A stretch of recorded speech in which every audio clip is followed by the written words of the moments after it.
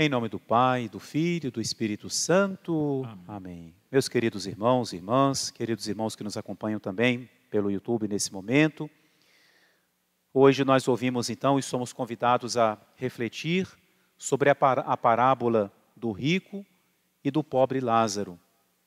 Mas, para nós meditarmos nessa parábola, nos ajuda muito a primeira leitura, na qual Ezequiel fala daquele que confia no ser humano, que põe a sua confiança num braço de carne, diz o profeta, e daquele que confia no Senhor.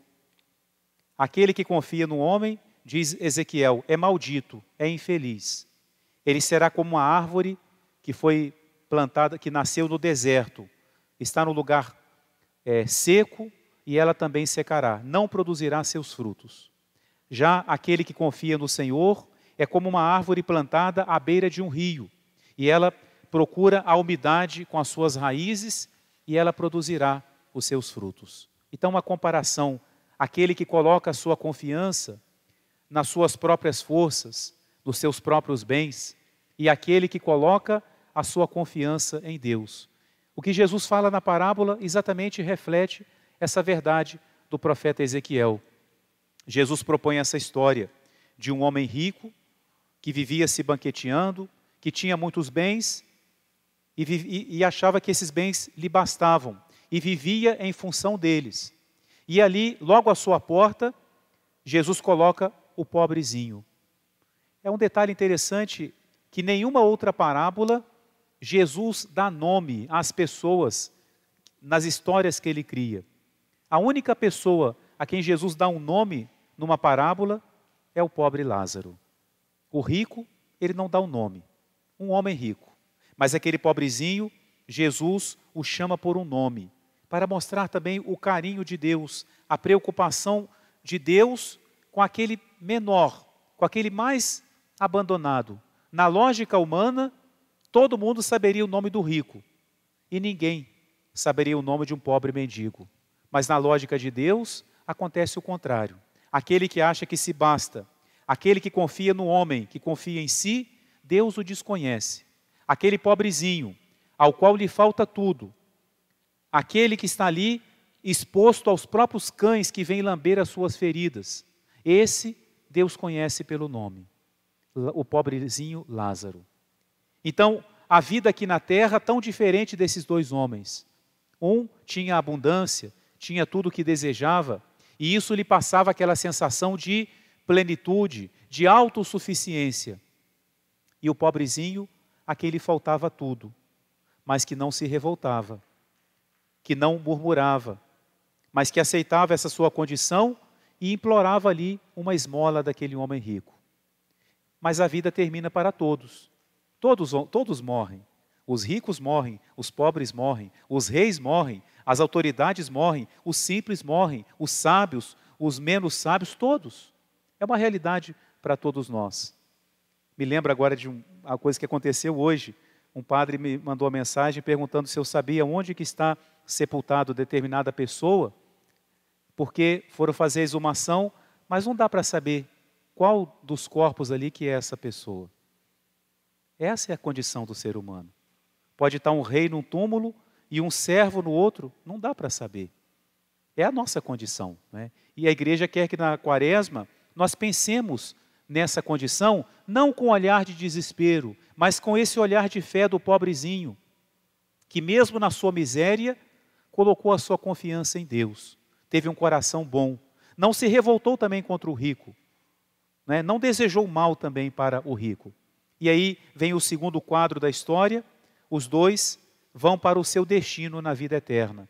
Jesus fala que o pobrezinho foi para o seio de Abraão, para o colo de Abraão. Abraão é o nosso pai na fé. Então, como que Abraão, que acolhe a todos lá na eternidade, e acolhe ali agora esse pobrezinho, aquele que na terra não tinha uma migalha de comida, agora é convidado para o banquete de Abraão na vida eterna. Enquanto o rico é precipitado no inferno, e de lá ele faz esse pedido: Pai Abraão. Ele chama Abraão de pai. Jesus fala no Evangelho: nem todo aquele que me diz Senhor, Senhor, entrará no reino dos céus. Em outro lugar do Evangelho, os fariseus dizem para Jesus: nós somos filhos de Abraão. E essa história mostra que não basta ser filho de Abraão.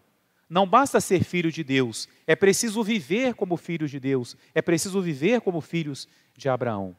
E esse homem rico pede que Abraão permita que Lázaro molhe a ponta do dedo para saciar um pouquinho da sua sede. A primeira leitura: aquele que confia em si mesmo é como uma árvore numa terra seca. Aquele que confia em Deus é como uma árvore plantada à beira de um rio. O rio que lembra a graça de Deus, né? O pobrezinho que agora tem a abundância dessa água da graça de Deus. E Abraão então responde para ele. Abraão o chama de filho, mas um filho que não seguiu o bom caminho. Filho, não tem como. Quem está aqui não pode passar para aí. Existe um abismo entre nós. E você lá na terra recebeu bens. Você tinha todas as oportunidades da sua vida. Mas você fez consistir a sua vida como se você fosse viver para sempre lá na terra. Enquanto que Lázaro não. Lá ele sofreu males. E agora ele é consolado. E aquele homem então, vendo que para ele não tinha mais jeito, olha onde que nosso Senhor quer chegar na história. Quer chegar a nós.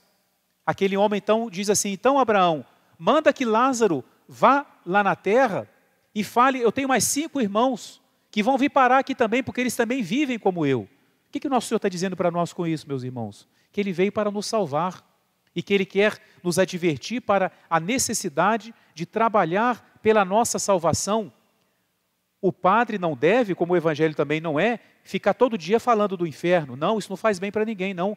A mensagem de Jesus, a mensagem de salvação, é uma boa notícia. Mas de vez em quando é preciso advertir a gente que existe esse perigo. Que se nós falamos de salvação, eu quero me salvar de quê? Do mal, do perigo, da condenação. É preciso também refletir. E por isso que Jesus vem para nos dar a salvação. Então, ele pede que Lázaro vá para anunciar a seus irmãos. Qual é a resposta de Abraão?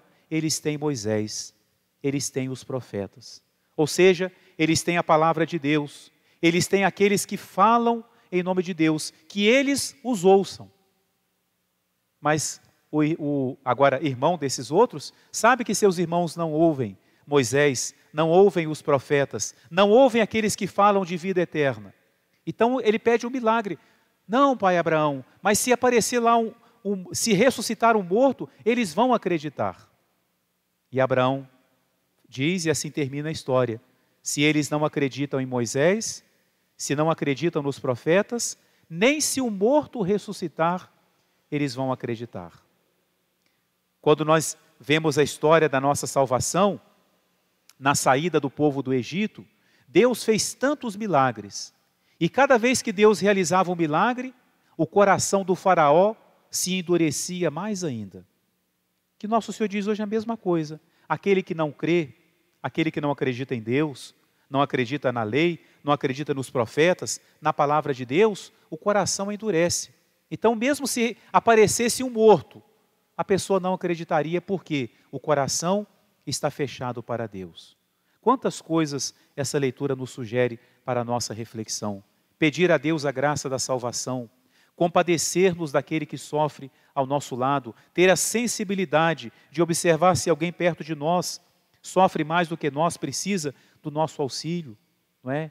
Confiar em Deus, não colocar a confiança na nossa própria capacidade, nos nossos bens, nas nossas posses. Quantas coisas essa história nos ensina. Ter devoção, ter familiaridade com a palavra de Deus, acreditar em Moisés, acreditar nos profetas, ou seja, acreditar na palavra de Deus, acreditar em Jesus Cristo e ter essa consciência de que existe esse abismo. E nós queremos estar do lado dos eleitos, do lado dos cordeiros, como a gente canta, reza na missa de finados. Peçamos a Deus essa graça de vivermos usando dos bens que Ele nos deu, mas sem colocar a nossa confiança nessas coisas, mas colocar a nossa confiança em Deus. Não fazer consistir a nossa felicidade nos bens materiais, mas fazer consistir sim a nossa felicidade, a nossa realização em Deus, na vontade de Deus, no plano de Deus para nós. Em nome do Pai, e do Filho e do Espírito Santo. Amém.